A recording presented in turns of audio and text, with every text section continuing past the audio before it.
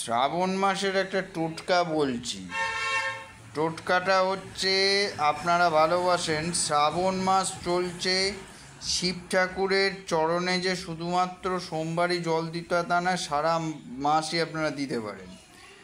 জল দেওয়ার সময় বেলপাতায় নিজের নাম লিখে ওং নমঃ শিবায় লিখবেন রক্তচন্দন দিয়ে, এবং ওই ওম নমঃ শিবায় লিখে পুরো শ্রাবণ মাস ভোর যতগুলো বেলপাতা শিব ঠাকুরের চরণে দেবেন বা যে শিবলিঙ্গে চড়াবেন, শেষ সোমবারে ওই বেলপাতাগুলো থেকে 7টা বেলপাতা তুলে নেবেন, নিয়ে একটা লাল অথবা সাদা পুঁটুলিতে বেঁধে নিজের ব্যবসার স্থলে রেখে দেবেন।